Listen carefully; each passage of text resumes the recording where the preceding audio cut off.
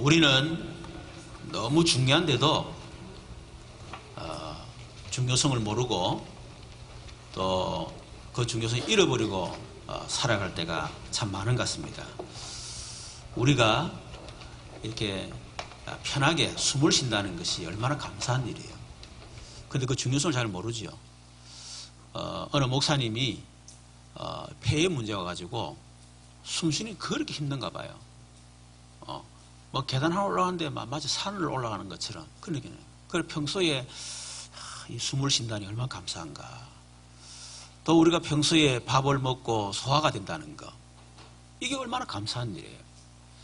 또 우리가 뭐 좀 유식한 말을 깨쓰고 좀 무식한 말을 빵군데 이걸 편안하게 우리가 낄 수 있다는 게 얼마나 감사합니까?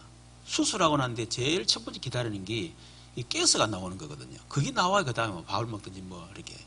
이 너무 참 중요한데도 우리는 중요성 놓치고 살 때가 있죠. 사단도 마찬가지입니다. 사단도 우리에게 너무 중요한 것을 잃어버리게 만들고 또 그 중요성을 놓치게 만드는 거죠. 우리는 복음을 가지고 있습니다. 근데 늘 복음을 듣다 보니까 복음의 중요성을 놓쳐버리는 거예요. 이스라엘 백성들이 복음이 없는 게 아니고 복음이 있었습니다. 근데 복음의 중요성을 놓쳐버린 거예요. 이래서 노예 포로 속국이 됐다는 거예요. 우리가 복음을 가지고 있지만은 복음의 중요성을 놓치면 나도 모르게 또 노예 포로 속국 될 수밖에 없습니다. 그리고 우리는 복음을 가지고 있지만 때로는 중요성을 알지만 복음의 능력을 우리가 또 놓칠 수 있어요. 복음의 능력을 놓치면 하나님의 역사, 기도 응답, 실제로 복음의 능력이 나타나지 않습니다. 복음과 복음의 능력은 분명히 다르거든요. 성령과 성령의 사는 분명히 다릅니다. 그렇죠? 기도와 기도 응답은 분명히 다르거든요. 우리가 복음을 가지고 있지만은 복음의 능력을 우리가 잃어버리게 되면 복음의 능력이 나타나질 않아요. 그리고 우리는 복음도 중요성도 알고 또 복음의 능력도 우리는 체험했습니다. 그런데 또 놓치는 게 뭐냐면 복음 전달입니다. 불신자가 지금 인생 12가지 문제 속에 있는데 우리는 예사로 복음 전하지만은 그들에게는 그 복음이 그들의 인생 문제를 해결하는 어마어마한 능력입니다.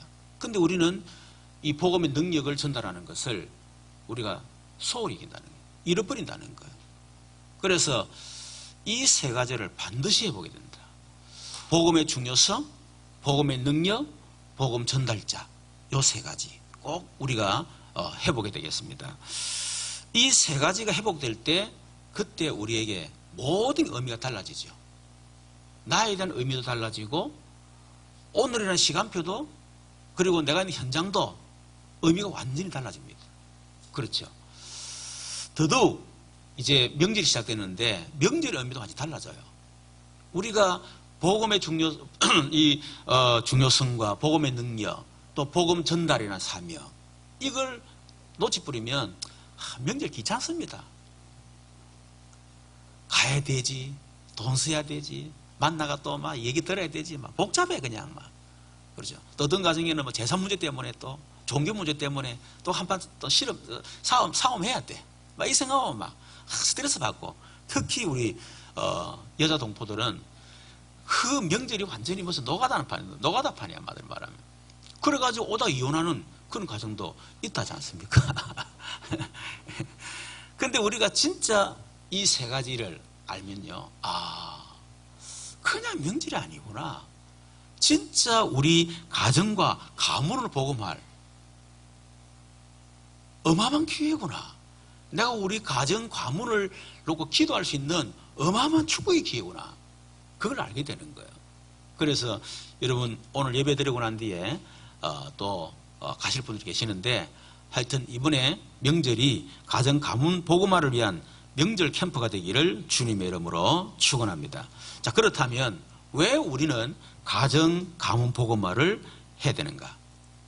또 우리는 왜 가정 가문 복음화를 위해서 기도를 해야 되는가? 이유가 뭡니까?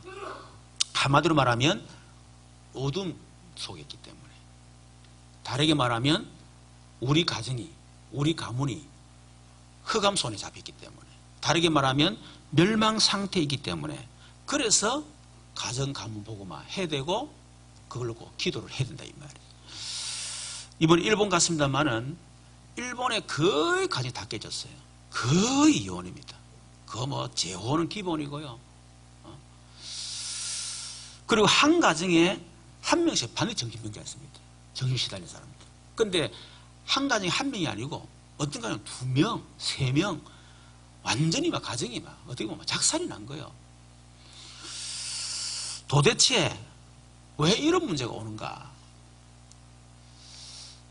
여러분, 우리 개인에게 이렇게 드러나는 문제들이 있죠. 어떤 사람은 질병이 드러날 수도 있습니다. 또 어떤 분은 정신적인 문제로 드러날 수 있습니다. 또 어떤 사람은 경제 문제로 드러날 수 있습니다. 또 어떤 사람은 인간관계에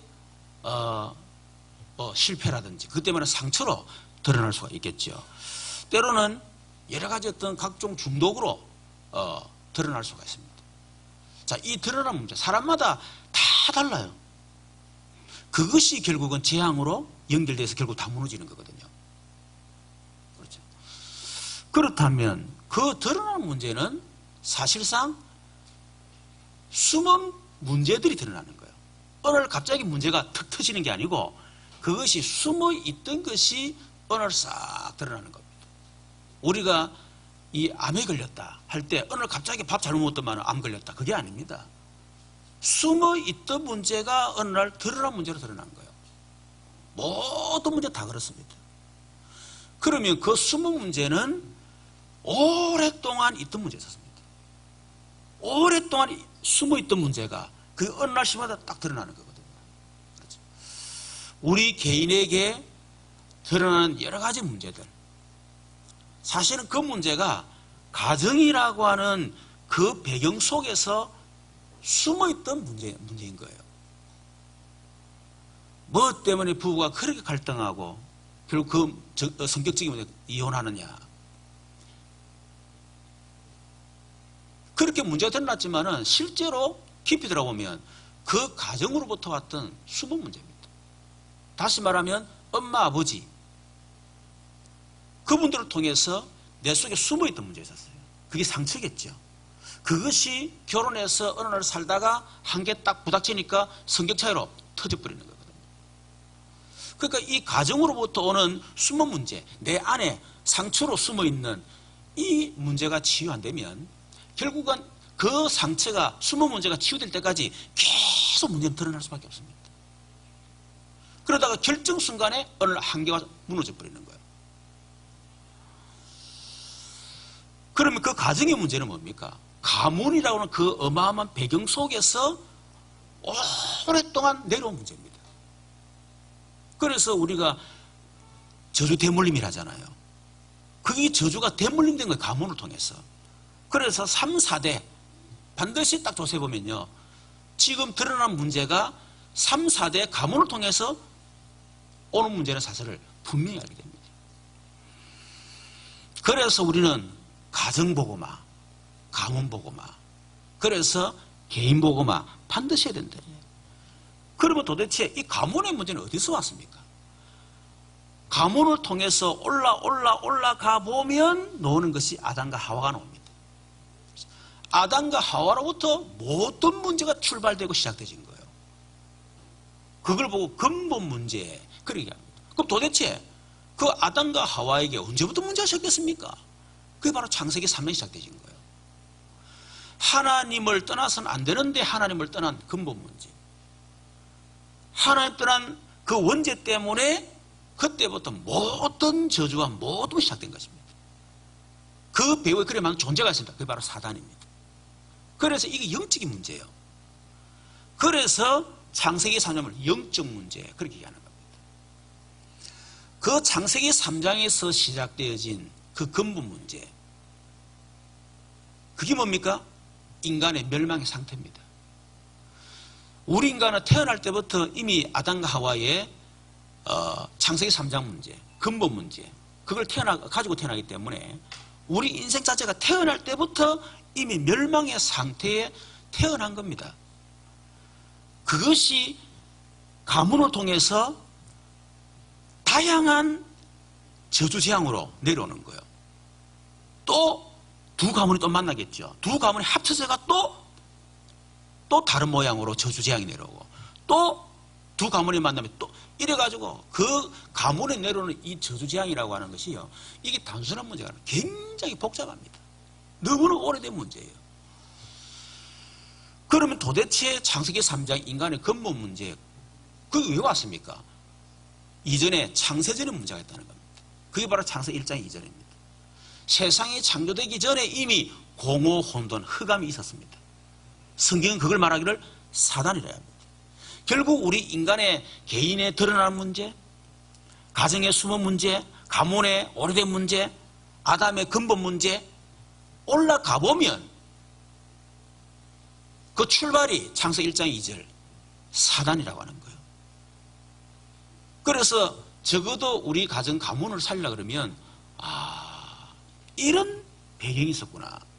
그걸 알아야 우리 가정 가문 복음화를 위해서 기도도 되어지고 또 가정 가문 복음화를 할 수가 있는 것입니다. 여러분, 그래서 오늘 창세기 12장 1절에 보니까 이 아브라함의 그 가정에 드러난 문제, 아버지야 뭐 연세 드셔가지고 그래 돌아가셨다 합시다. 근데 형 하란 무슨 이유로 죽은지 모르겠어요. 그때는 뭐 나이가 뭐 지금하고 다르잖아요. 근데 어떻게 죽었는지 모르지만 하여튼 죽었어. 이런 드러난 문제가 조금 전에 했지만은 그런 배경을 통해서, 그래서 하나님이 그 아브라함의 가문에 내려오는 그 저주를 완전히 끝내기 위해서 아브라함을 부르셨다. 하나님이 뭐 때문에 저와 여러분을 먼저 복음을 부르셨느냐? 여러분 가정과 가문을 통해서 내려오는 이 저주 재앙을 완전히 여러분을 통해서 끝을 내기 위해서 여러분을 부르셨다. 이 사실을 꼭 믿으시기를 주님 여러분 축원합니다. 그래서 아브라함에게 말한 겁니다. 너는 너의 본토, 친척, 아비 집을 떠나라.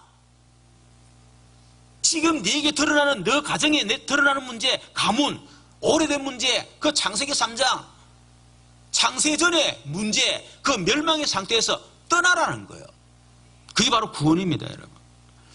떠나지 않으면 지금 당장은 돈도 벌고 뭐 성공하고 평안하고 뭐 형제 가족끼리 화목한 것처럼 보이고 뭐 건강하고 뭐 잘 되는 것처럼 보이고 문제없는 것처럼 보이지요.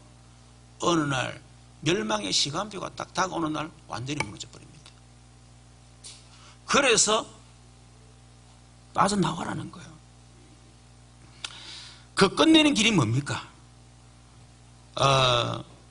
다시 말하면 조금 전에 어둠이라 그랬죠. 그렇죠. 그 어둠을 완전히 끝내는 길이 뭐죠? 거기서 열심히 하고 힘쓰고 용쓰고 말이야 노력하고 돈도 벌고 아무리 그래봐도 흑암에 잡혀 있는 겁니다. 아무리 그래도 멸망의 상태이기 때문에 아무 소용없습니다. 그래서 하나님께서 떠나라 그러면서 내가 네게 지시할 땅에 가라. 이 성경은 좀 바뀌었죠, 그죠? 내가 네게 보여줄 땅으로 가라. 다시 말하면 뭐죠? 창세기 3장 인간의 드러난 문제, 숨은 문제, 오래된 문제, 근본 문제, 그리고 창세전에 그 모든 문제를 완전히 끝내실 여자의 후손 메시아가 올 땅으로 가라는 것입니다. 창세기 3장 15절. 내가 너로 여자의 원수가 되게 하고 네 후손도 여자의 후손과 원수가 되게 하니 여자의 후손은 네 머리를 상하게 할 것이요. 여자의 후손 메시아를 말하는 거죠. 네 머리를 상하게 한다. 사단의 머리를 박살낸다는 겁니다. 너는 사단은 그의 발꿈치를 오실 여자의 후손 메시아 그분의 발꿈치를 상하게 할 것이다. 예언했습니다. 바로 그분이 오실 땅으로 가라. 그 말입니다. 그것도 옛날 성경에 내가 지시할 땅으로 가라. 아무데나 오지 않습니다. 한국 땅에 오면 안 돼요. 울산 땅에 오면 안 돼요. 하나님이 지시한 그 땅에 와야만 그분이 우리를 구원할 메시아 그리스도가 되는 것입니다. 그래서 이사야 53장 5, 6절에 그가 찔림은 우리의 허물 때문이요 그가 상함은 우리의 죄악 때문이라. 그가 징계를 받음으로 우리는 평안을 누리고 그가 채찍에 맞음으로 우리는 나음을 받았다. 우리는 다 양 같아서 그릇 행하여 각기 제 길로 갔거늘 여호와께서는 그의 우리 무리의 모든 죄악을 그에게 담당시키시도다. 메시아가 오실 700년 전에 메시아가 오셔서 어떻게 할 것이다. 그걸 구체적으로 예언했습니다. 다시 말하면 하나님께서 그 여자의 우서 메시아 그리스도께 우리 인간의 모든 문제를 담당시키겠다. 거의 예언하신 거예요. 그분이 오실 땅으로 가라. 그분을 만나라 그 말입니다. 우리 인간의 모든 저주와 모든 죄악과 모든 문제를 담당하실 그분을 만나라는 거예요. 그때 끝이 난다는 것입니다. 그분이 오셨습니다. 마태복음 10장 16절. 주는 그리스도시여 살아계신 하나님의 아들이십니다. 예수님이 바로 창세기 3장 15절에 약속된 바로 그 메시아 그리스도십니다.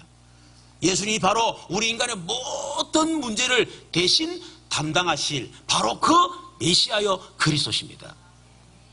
엄청난 고백이죠. 그래서 그 이름 누구냐? 예수님이십니다. 그래서 예수님을 그리스도 그렇게 얘기하는 거예요. 그래서 마가복음 10장 45절 인자에 온 것은 섬김을 받으려며 섬기려고 많은 사람의 대속물로 주려 합니다. 대속물은 우리 대신에 죽는 걸 말하거든. 그렇죠. 예수님이 우리 대신에 죽기 위해서 이 땅에 오신 것입니다. 다르게 말하면 예수님이 우리를 대신해서 저주받기 위해서 이 땅에 오신 거예요. 그래서 로마서 5장 8절 우리가 아직 죄인 됐을 때 그리스도께서 우리를 위하여 죽으심으로 하나님께서 우리 된 자기 사랑 확정하시느니라. 그분은 죽을 이유가 없는데 우리를 위해서 십자가에 죽으신 것입니다. 갈라디아 3장 13절 그리스도께서 우리를 위하여 저주를 받은 바 되사 율법의 저주에서 우리를 속량하셨으니 그리스도께서 우리를 위하여 저주를 받으셨다. 그래서 그 저주에서 우리를 속량하셨다. 속량했단 말은 우리를 건져냈다는 거예요. 그분이 저주를 받으심으로 우리를 건져냈다. 그래서 요한복음 30절 다 이루었다. 이 말은 헬라어로 테텔레스타이 이 말인데 모든 값을 지불했다. 계산 다 끝냈다. 더 이상 계산할 거 없다. 그 말이에요. 더 이상 여러분 저주받을 이유가 없다. 그 말입니다. 더 이상 멸망받을 이유가 없다. 왜? 예수님이 대신 멸망받으셨기 때문에 모든 저주를 대신 받으셨기 때문에 끝냈기 때문에 그래서 다 이뤘다는 거예요. 어마어마한 선포입니다. 그래서 요한복음 5장 24절 내가 진실로 진실로 너희에게로는 내 말을 듣고 나아버리 믿는 자는 영생 얻었고 심판에 이르지 않으면 사망의 생명을 옮기느니라. 불신자들 혹은 종교인들이 말하죠. 에이 믿는다고 되나? 내가 죄값을 받아야지. 그런 거 받는 거 아닙니까? 그게 얼마나 무슨 말 줄 압니까? 여러분 받을 능력이 있어요? 여러분 죄값을 받을 능력이 있습니까? 또 받으면 그 죄값이 얼마나 무서운 줄 알고 있습니까? 우리가 그 죄값을 받을 수가 없어요. 받으면 안 돼요. 그래서 하나님이 그리스도를 보내사 그분이 대신 우리를 위해서 저주받으시고 우리를 건져낸 것입니다. 그래서 하나님은 우리에게 한 가지 얘기합니다. 믿으라는 겁니다. 우리 행위로 안 되기 때문에 우리 노력으로 안 되기 때문에 그래서 믿으라는 거예요. 내가 진실로 진실로 너희에게는 내 말을 듣고 또 나 보내시는 믿는 자는 예수님을 그리스도로 믿는 자 영생 얻었고 영생 얻을 것이 아닙니다. 믿는 순간 영생 얻어버리는 것입니다. 심판에 이르지 아니하고 사망에서 생명으로 옮겼느니라. 지옥에서 천국으로 저주에서 축복으로 멸망에서 구원으로 사단의 자녀에서 하나님의 자녀로 운명에서 완전히 해방됐다는 겁니다. 로마서 8장 1, 2절 그러므로 이제 그리스도 예수 안에 있는 자에게는 결코 정죄함이 없나니 이는 그리스도 예수 안에 있는 생명의 성령의 법이 죄와 사망의 법에서 너를 해방하였습니다. 우리가 예수 믿는 순간 성령이 우리 속에 들어오시는데 성령이 들어오는 순간 죄와 사망의 법에서 해방하였습니다. 여러분, 그렇기 때문에 우리가 할 일은 하나밖에 없습니다. 갈라디아서 2장 20절, 내가 그리스도와 함께 십자가에 못 박혔나니 알면 돼요. 내가 그리스도와 십자가에 못 박혔구나. 내 모든 죄를 예수님과 함께 십자가 끝났구나. 못 박았구나. 예수님이 내 모든 저주를 나와 함께 십자가에서 그 저주를 못 박아 뿌렸구나. 끝났구나. 이 사실을 알면 됩니다. 그런즉 이제는 내가 산 것이 아니라 내가 죽었으니까. 내가 산 것이 아니요 오직 내 안에 그리스도께서 사신 것이라. 이제 내가 육체 가운데 사는 것은 나를 사랑하사 나를 위하여 자기 자신을 버리신 하나님의 아들을 믿는 믿음 안에 사는 것이라. 이제 어떻게 살면 되냐? 예수 믿고 사시길 바랍니다. 진짜 복음의 중요성 알고 실제로 복음의 능력을 진짜 여러분 체험하고, 그리고 이제는 복음 전달하는 그런 전달자의 삶을 살아라. 쉽게 말하면 예수 이제 믿으라는 거예요. 이 말은 목사 예수 믿는데요, 그걸 말하는 게 진짜 예수 믿습니까? 여러분의 가정의 주인이 예수님이라는 사실을 진짜 믿습니까? 여러분의 미래의 주인이 정말 예수님의 사실을 정말 믿습니까? 여러분의 모든 문제 해결자 그분이 진짜 예수를 정말 믿습니까? 그걸 진짜 믿으라는 거예요. 그럴 때 복음의 능력이 나타나는 것입니다. 이번에 일본 누마즈 예수교회 우리 성육 캠프 했는데, 우리 정교회 말씀 캠프를 기도 치유, 그리고 말씀과 기도, 그리고 마지막에 뭐 할까 생각하다가요, 그것도 3직 1, 2, 3단계 이거를 제가 이제 좀 개인화시키게 했어요. 왜냐하면 이 팀 나눠가지고 일하는데, 내가 가만히 이제 신희자 권사님 팀에 들어가 보니까 이분들이 뭔가 아직까지 나의 창조사면 나의 그리스도 이게 제대로 안 되는 것 같아. 그래서 제 마음에 이걸 해야 되겠다. 이래서 제가 하게 된 겁니다. 근데 이제 그분들이 은혜 받고 최고 은혜 받은 분은 김주근 선교사님이죠. 이 복음의 능력을 내가 놓치고 있었다. 정말 중요한데 내가 놓치고 있었던 것 같다. 이걸 개나 못 힘들 것 같다. 우리 성도 어려움 당하는 거 내 책임이다. 그러긴 하시더라고요. 그러면서 성도들도 이렇게 참 이 복음 그리고 삼직 이걸 놓치고 살았다. 그런 고백을 하더라고요. 이한희 지사님 포럼하는데 보니까 처음에는 복음이 전부 다다.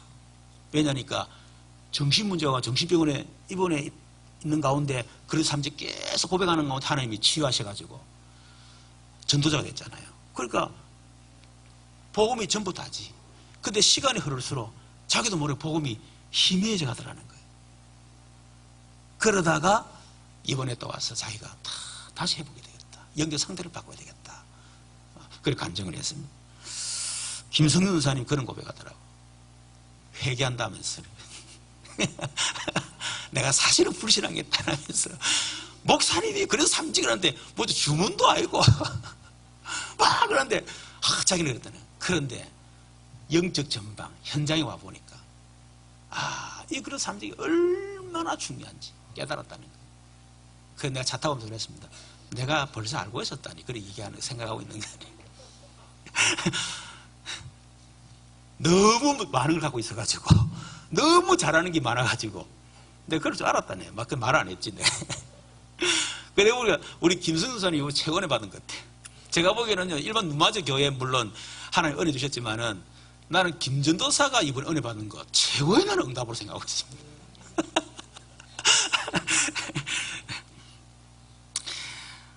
그래서 이 모든 게 하나님의 은혜지요. 요한복음 15장 16절에 보니까 너희가 나를 택한 것이 아니요 내가 너희를 택했다. 에베소서 8, 9절에 보니까 너희는 그 은혜에 의하여 믿음으로 말미암아. 우리가 믿는다고 했지만 사실은 그 은혜에 의하여 은혜로 말미암아 우리가 하나님의 은혜로 믿게 되진 거예요. 우리에게서 난 것이 아니니 하나님의 선물이라. 행위에서 난 것이 아니니 이유가 뭐죠? 자랑하지 못하도록, 오직 예수만 자랑하도록. 그래서 하나님 우리 은혜로 우리를 구원하신 것입니다. 자, 그렇다면 저와 여러분이 이제 가정 가문 복음화, 그걸 우리 해야 되고 또 그걸 기도해야 되겠죠. 자, 그렇다면 하나님이 또 여러분을 가정 가문 복음화를 위해서 여러분 부르셨다고 했습니다. 자, 그렇다면 가정 가문 복음화의 축복이 뭡니까?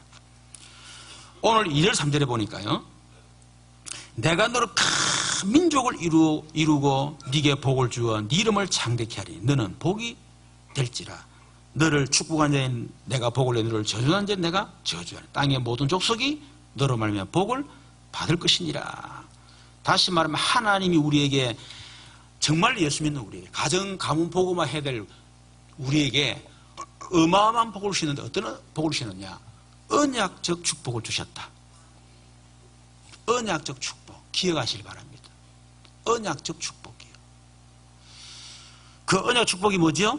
오늘 2절에 보니까 내가 너로 큰 민족을 이루고, 하나님 여러분 어떤 언약 축복을 약속하셨느냐? 여러분을 복음의 시조로 여러분 축복하시겠다는 겁니다. 여러분 가정 가문이 지금까지 복음 올라가지고 완전히 멸망의 가문 가운데 있다 할지라도 상관없다.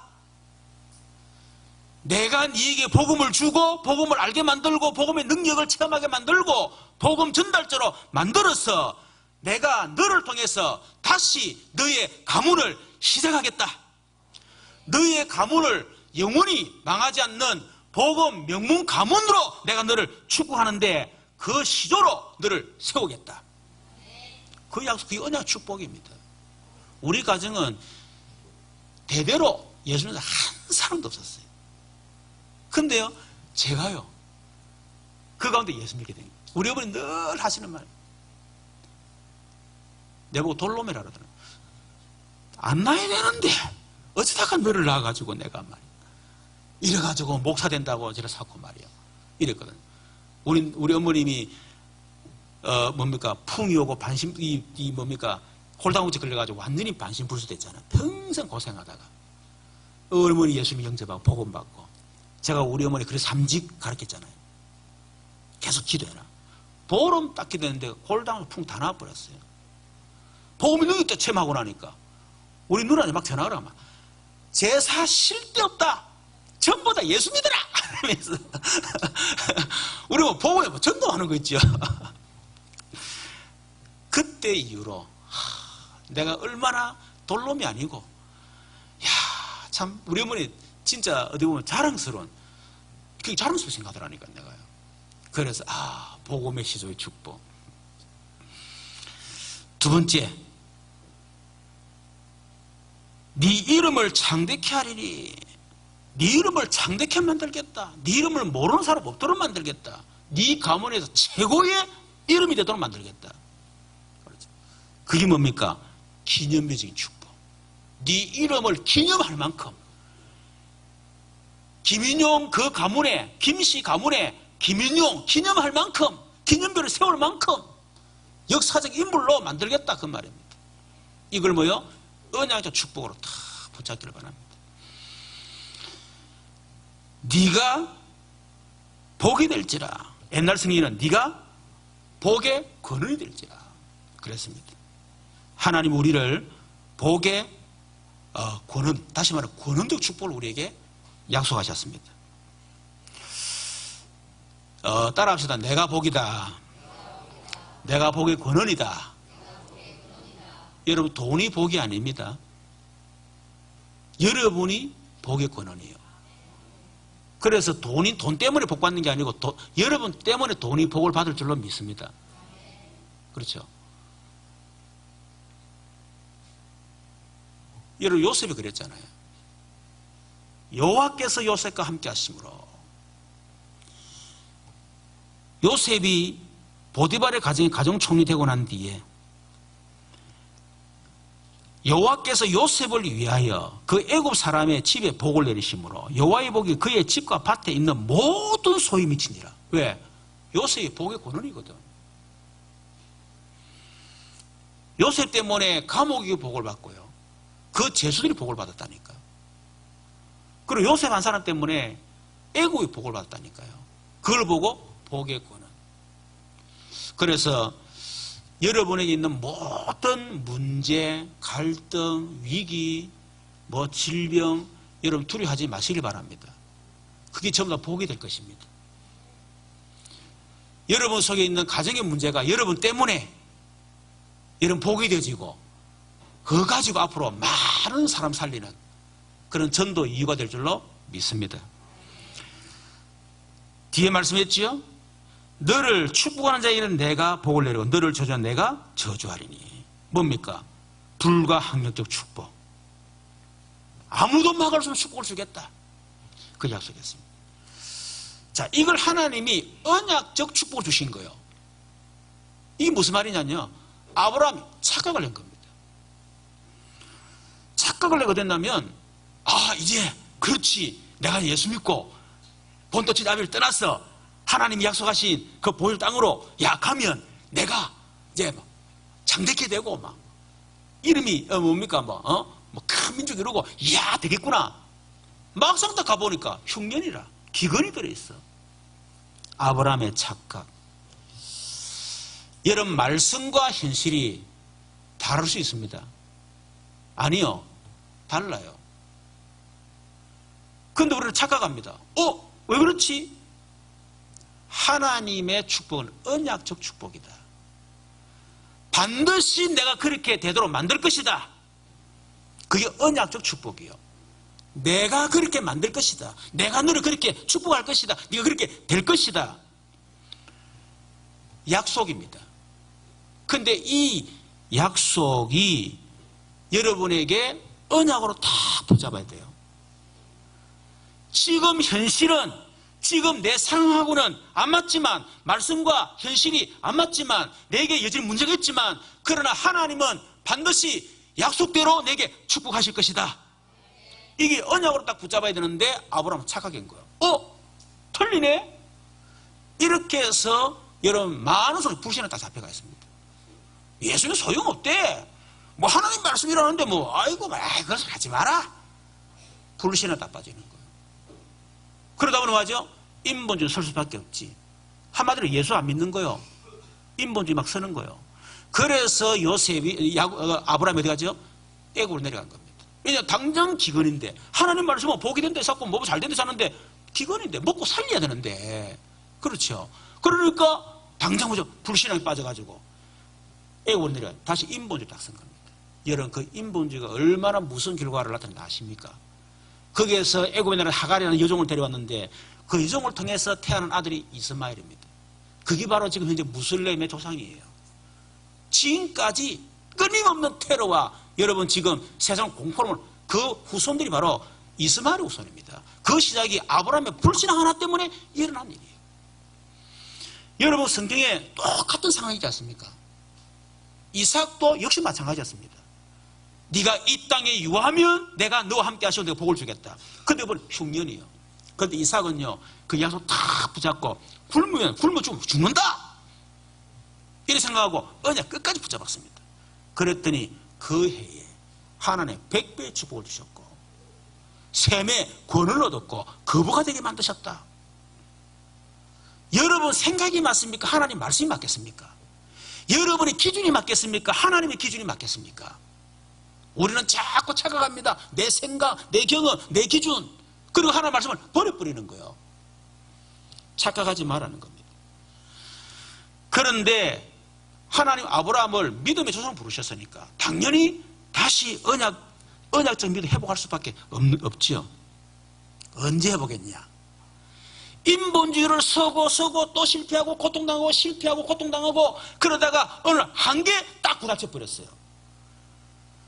더 이상 내가 할 수가 없구나. 해봐도 안 되는 거구나. 나는 전적 부패, 전적 타락한 존재구나. 전적 무능한 존재구나.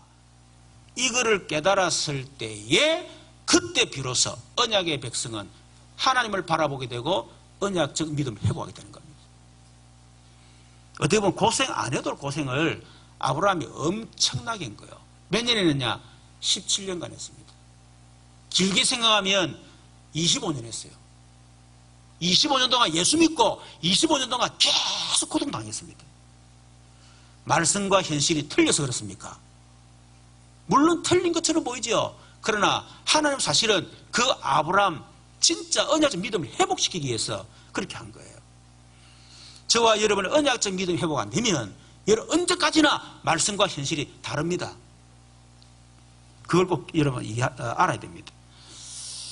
언제 이 아브라함이 언약적 믿음을 회복한 증거가 뭡니까? 하나님이 이 아브라함이 한계 계속 한계 속으로 불가능 속으로 절대 막 절망 속으로 계속 들어가다가 더 이상 어떻게 안 되겠다 두 손 든 거예요. 그게 창세기 17장 1절입니다. 너는 내 앞에서 행하여 완전하라. 이 말은 네가 완전한 사람 되라 그 말 아닙니다. 언약적 믿음을 회복해라. 그게 완전이에요. 여러분 그때의 아브라함 이름을 바꾸고 하라 이름을 바꾸셨잖아요. 그러면 다시 이삭을 약속했잖아요. 아브라함이 언약적 믿음 완전히 회복했을 때 하나님이 나이 100살 때 이삭을 주었습니다. 이 아브라함이 언약적 믿음 완전히 회복된 증거가 뭡니까? 하나님이 네 사랑하는 아들, 네 독자 이삭을 내가 지시야 모리아산에 갖다 바쳐라. 번제로 바쳐라. 여러분 아브라함이 한마디도 안 하고요. 즉각 순종했습니다. 언약적 믿음 회복됐다는 증거.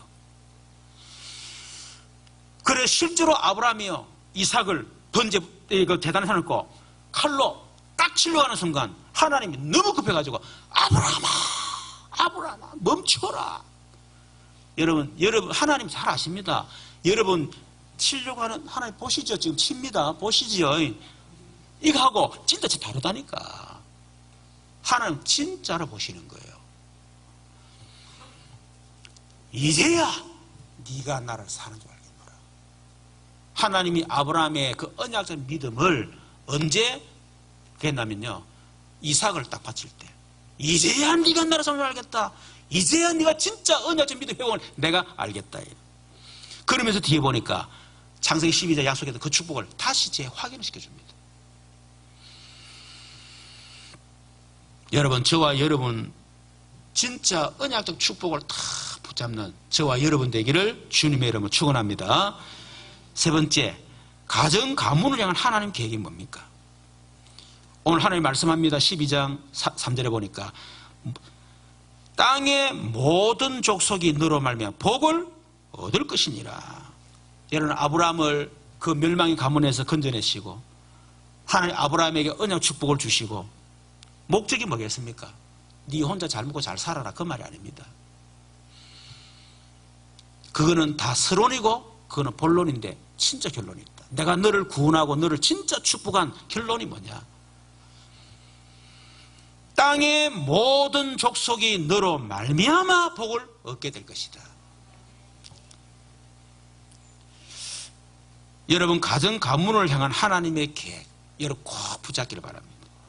마태복음 28장 18, 20절 모든 민족, 마가복음 16장 15, 20절 만민, 사도행전 8절 땅끝. 여러분 모든 민족, 만민, 땅끝이 여러분을 통해서 하나님은 복을 받기를 원하십니다. 다시 말하면 그 복이 뭐죠? 복음입니다. 그리스도가 복입니다. 그리스도 외에 복이 없어요. 그리스도만 복입니다. 그 안에 모든 복이 다 있습니다. 여러분을 통해서 그리스도가 전 세계에 증거되도록 만들 것이다. 세계복음화. 그래서 베드로 2장 9절에 보니까 너희는 택하신 족속이요 왕같은 제사장들이요 거룩한 나라요 그의 소유된 백성이니 이는 너희를 어두운 데서 불러내어 그의 귀한 빛에 들어가게 하시니를 이에 아름다운 덕을 선포하게 하려 하심이라. 그래서 여러분들이 가정과 가문의 이면적 계약을 여러분 꼭 붙잡기를 바랍니다. 가정 가문의 이면적 계약. 우리 교회 있잖아요. 뭡니까? 한 명의 선교사 파송, 세 명의 선교사 후원. 여러분 이면적 계약 그거 붙잡으세요. 여러분 만드는 것도 중요합니다. 그렇죠? 그럼 이미 교회로서 주셨잖아요. 한 명의 선교사 파송, 세 명의 선교사를 후원할 수 있는 그런 가정, 가문 되게 주시옵소서. 그걸 언약 붙잡으라니까. 목사님 그러면 2명 하면 안 됩니까? 10명도 돼 상관없어요.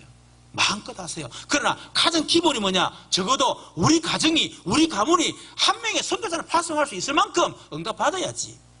그리고 3명의 선교사 구원할 만큼 우리 응답받아야지. 그게 언약 축복의 여러 가문의 기준이라니까. 그걸 언약으로 딱 붙잡아라 그 말입니다. 나는 우리 아이들 놓고요, 그분은 계속 기도하고 있습니다. 1차적으로 10명이다. 얼마나 가능하잖아요. 그리고 개척교회 10군데 개척이다. 얼마나 가능합니다. 응답 받으면, 그렇죠. 그거 놓고 여러분 자녀 기도하는 거예요. 적어도 하나 우리 자녀들이 10명의 성전을 파송하고 10군데 개척교회 할 수 있을 만큼 응답을 주시옵소서. 왜 못합니까? 아, 목사님 우리 현실이, 그러니까 응답을 받는 거지. 얘기했잖아요. 하나님의 언약이 확실하다면 그 언약과 현실은 다르다니까. 그러나 우리는 그 현실을 보는 게 아니고 언약을 붙잡는 거예요. 그러면 반드시 그 언약대로 응답이 오게 되어 있습니다. 그래서 그걸 언약으로 붙잡아라. 내가 우리 그 일본 선교 캠프 갔다 오면서 이번에 한 팀이 들어왔지만은 앞으로는 이런 팀이 동시다발적으로 들어가야 된다. 여러분 그렇게 되기를 바랍니다. 어떤 사람은 일본 안에서 누마저, 어떤 사람은 나고야, 어떤 동경 확 들어가야 돼요. 이래가지고 어느 한 날 어디 보면 또 1년 12달만 매달마다 여러분 우리 팀들이 막 해외 나가고 돌아오고 보고받고 여러분 그 정도 되셔야 됩니다. 그런데 강교장 얘기했습니다. 우리가 선교사에 한 분 그거 뭐 30만 원 20만 원 그게 사실 선교냐 그거. 그래서 우리가 적어도 한 명 선교사는 빨리 우리가 파송해야 되지 않겠냐. 그걸로 기도해라. 여러분 선교하는 교회 치고 복 안 받는 교회 없습니다. 여러분 좋아하는 교회 건물 뭡니까 신식 건물로 안 짓는 교회가 없어요. 그 말은 그러니까 해자 그 말 아닙니다. 그만큼 하나님 선교를 기뻐하는 거고 하나님이 선교를 축복한다 그 말입니다. 그래서 우리 교회 형편 그거 봐가지고는 죽을 때까지 못해. 그렇죠. 근데 그 강도사님 그 얘기를 했어요. 결론적으로 여러분 하나님 여러분들을 보고 가정 가문 살리는 그런 주역으로 시조로 여러분 부르셨기 때문에 그래서 오직 하나님의 은혜 속으로 들어가라. 오직 복음 속으로 들어가라. 오직 전도와 선교 속으로 들어가는 우리 모든 성도 되시기를 주님의 이름으로 축원합니다. 우리 말씀을 생각하면서 하나님 가정 가문 복음화를 위한 명절 캠퍼가 되도록 축복하옵소서. 또 이것 때문에 하나님 나를 복음의 시조의 축복, 언약의 축복을 응답받게 하옵소서.